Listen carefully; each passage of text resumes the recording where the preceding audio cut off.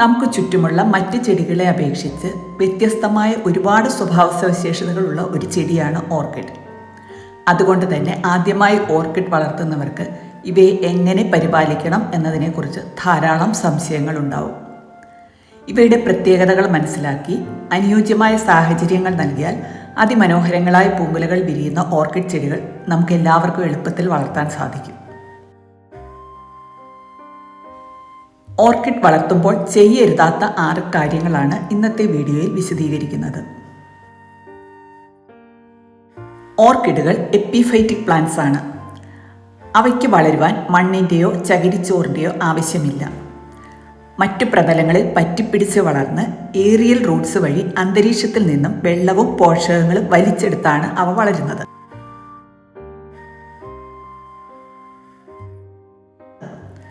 വേരിന് പറ്റിപ്പിടിച്ച് വളരാൻ അനുയോജ്യമായ കരി, ഓട് കഷ്ണങ്ങൾ, ഉണങ്ങിയ തൊണ്ട് കഷ്ണങ്ങൾ എന്നിവയൊക്കെ പോട്ടിംഗ് മീഡിയമായി ഉപയോഗിക്കാം.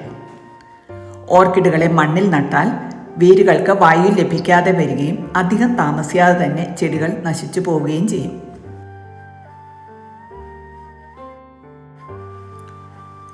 ഓർക്കിഡ് പോട്ടുകളുടെ അടിയിൽ വെള്ളം കളക്ട് ചെയ്യാനായി വയ്ക്കുന്ന ട്രേകളിലോ ചെടികൾ ഇറക്കി വയ്ക്കുന്ന ഡെക്കറേറ്റീവ് പോട്ടുകളിലോ വെള്ളം ഉണ്ടാവാൻ പാടില്ല. പോട്ടുകളുടെ അടിഭാഗത്തു കൂടി വരുന്ന വേരുകൾ വെള്ളത്തിൽ മുങ്ങിയിരുന്നാൽ അവ അഴുകി തുടങ്ങും. പതുക്കെ വേരുകൾ മുകളിലേക്ക് ചീഞ്ഞു തുടങ്ങും. ഇത് ചെടിയുടെ ആരോഗ്യത്തെ ബാധിക്കും.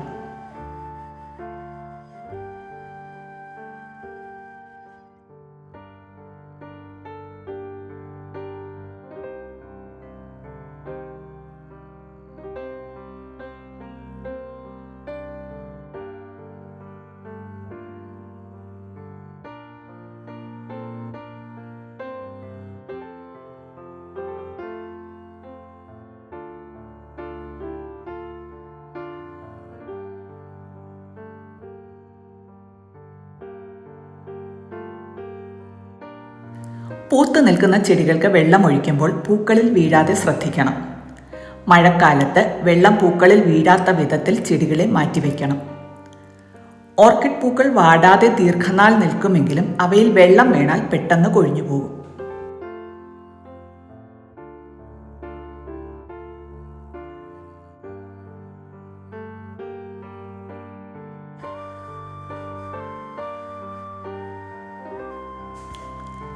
നേരത്തെ പറഞ്ഞതുപോലെ ഓർക്കിഡുകൾ എപ്പിഫൈറ്റിക് പ്ലാന്റ്സ് ആയതുകൊണ്ട് അവയുടെ വേരുകൾ വായുവിലേക്ക് നീണ്ടു വളരും.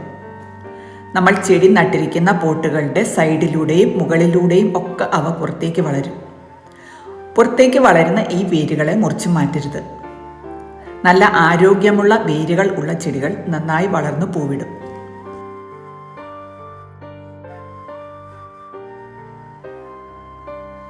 പൂക്കൾ വന്ന് കൊഴിഞ്ഞ സ്യൂഡോസ്റ്റെംസ് ഇലകളൊക്കെ കൊഴിഞ്ഞ് അനങ്ങാതെ നിൽക്കും. നല്ല ആരോഗ്യമുള്ള ഇത്തരം തണ്ടുകൾ മുറിച്ചു കളയരുത്. ഈ തണ്ടുകൾ നല്ല വണ്ണത്തിലിരിക്കുന്നത് അവയിൽ വെള്ളവും പോഷകങ്ങളും സ്റ്റോർ ചെയ്തിരിക്കുന്നത് കൊണ്ടാണ്. ശരിക്കും ഇവ ബാറ്ററി പോലെയാണ്. ഇവയിൽ നിന്നുള്ള എനർജി പുതുതായി ചെടിയിൽ വളരുന്ന സ്യൂഡോസ്റ്റെംസും സ്പൈക്സും ഉപയോഗിക്കും. ചിലപ്പോൾ പുതിയ സ്പൈക്കുകളോ തൈകളോ ഇവയിൽ ഉണ്ടാവുകയും ചെയ്യും. പൂത്തു കഴിഞ്ഞ സ്യൂഡോസ്റ്റെംസ് മുറിച്ചു കളഞ്ഞാൽ ഓർക്കിഡിൻ്റെ വളർച്ച സ്ലോ ആകും.